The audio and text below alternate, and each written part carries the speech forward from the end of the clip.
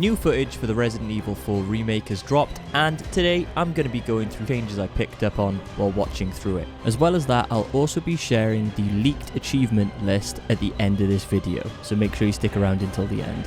So, let's get into it. I'm gonna get you home safe. I'm ready to die, rookie. Exalt all Leon!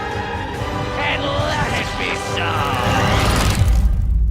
This time, it has to be different. So, in the newly released 12 minutes of gameplay provided by Capcom to us, one of the biggest revelations is the use of the boat, and also the cave system we'll now be able to explore. As well as this, it also shows that we'll have unlimited use of the harpoon while using the boat, likely to signify that we'll be able to break necessary objects, as well as take out enemies while riding. This to me seems like a huge add-on and may even have a bigger effect on the rest of the game, hopefully allowing us to explore more areas that have been added to the game. But that is just speculation, there's no confirmation at this point that that's true. Another interesting point worth mentioning is the fact that the Resident Evil 4 Remake will now include side missions, which will be referred to as requests. Storage improvements.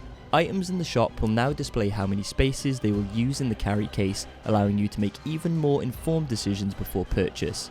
We will also, through the use of the typewriter, be able to store items. This will obviously allow you to stockpile and preserve items for later in the game, when they may either be more effective or more needed.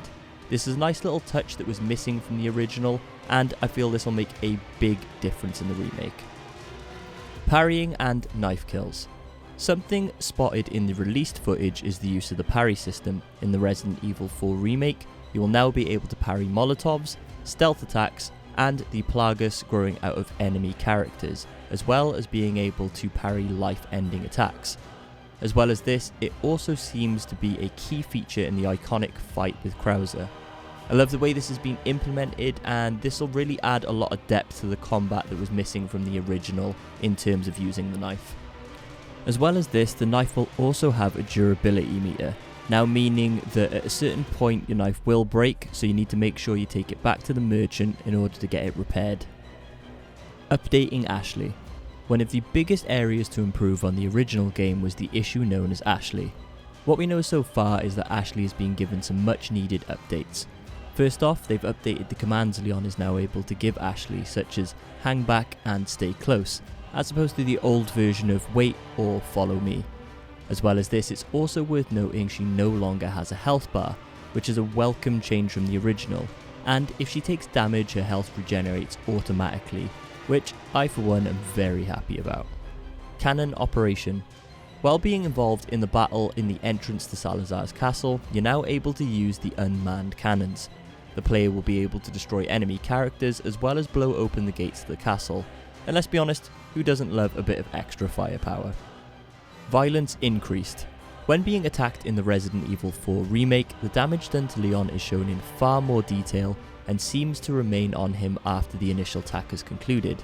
This may only be a minor tweak, but one that adds a nice level of realism to the game and makes enemy attacks seem far more substantial.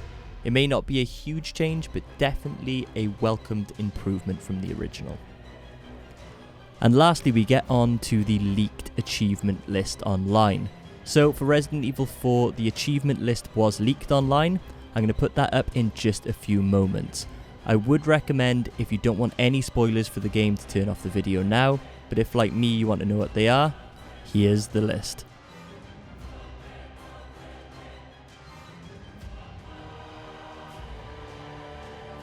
Right, okay, so that's all for today's video. Let me know in the comments what changes you're most looking forward to in the remake, and if you enjoyed the video, please consider hitting that like button. Until then, I will see you in the next one.